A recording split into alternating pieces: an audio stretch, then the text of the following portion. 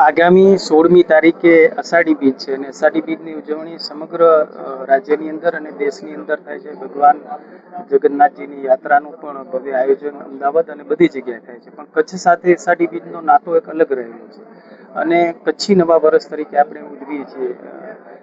રાજાશાહીથી એનો એક અલગ પ્રકારે જે પરંપરા રહી છે, એક નાતો રહ્યો છે અને રાજવી પરિવાર સાથે પણ એનો નાતો જોડાયેલો છે અને ત્યારથી સતત આપણે જે છે કે આજે અનેક સદીઓથી અનેક વર્ષો થઈ ગયા કે આપણે જે છે કે આ પરંપરાને આપણે જાળવી રાખીએ છીએ.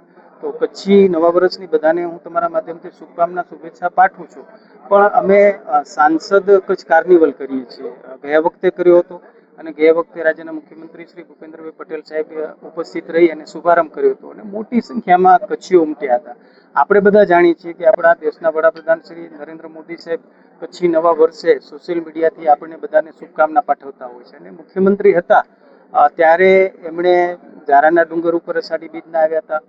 માંડવીના બીચ ઉપર પણ એક ભવ્ય કાર્યક્રમનું આયોજન થયું હતું અને હંમેશા અષાઢી બીજના કચ્છી નવા વર્ષે આપણને શુભકામના પાઠવે છે. એમનામાંથી પ્રેરણા લઈ કરીને ફરી એકવાર સાંસદ કચ્છ કાર્નિવલ દ્વિતીયનું આયોજન અમે ભુજ ખાતે અમે કર્યું છે, હમીસરના કાંઠે. 5 વાગે એ શરૂઆત થશે અને 7 વાગે જે છે કે કૃતિઓ દ્વારા અમે ચાલુ કરશું અને મોડે સુધી ચાલશે. અને જે પ્રથમ, દ્વિતીય, તૃતીય, ચોથો ને 5મો ક્રમ આવશે એમને 11,000, 21,000 અને 31,000, 41,000 અને 51,000 આપશું. અમે બધી જ કૃતિઓને પણ પ્રોત્સાહિત રૂપે અમે 5,000 રૂપિયાથી એમને એને ઇનામ આપીને નવાજશું, એટલે એ લોકોને પણ હૂંફ મળે. અમારી કે ડીસીસી બેંક દ્વારા, અન્ય અમારી કોમર્શિયલ બેંક દ્વારા જે પણ એમને પ્રોત્સાહિત રીતે ઇનામ આપવામાં આવશે. અને મારી વિનંતી એ છે કે તમારા માધ્યમથી કે કચ્છી નવા વર્ષને આપણી નવી પેઢી જોડે આજે તમે દુનિયા અને દેશની અંદર કચ્છી માળું અષાઢી બીજના જે છે કે લાપસી બનાવે અને એક એની ઉજવણી કરે, તો આપણે કચ્છીઓ સ્થાનિક રહીને આપણે કેમ ન કરી શકીએ? તો આપણે બધા સાથે મળીને ચાલો આ કચ્છી નવા વર્ષ અષાઢી બીજની આપણે ઉજવણી કરીએ. વિશેષ રૂપે જે આપણી આ વખતે 60 થી વધારે કૃતિઓ છે.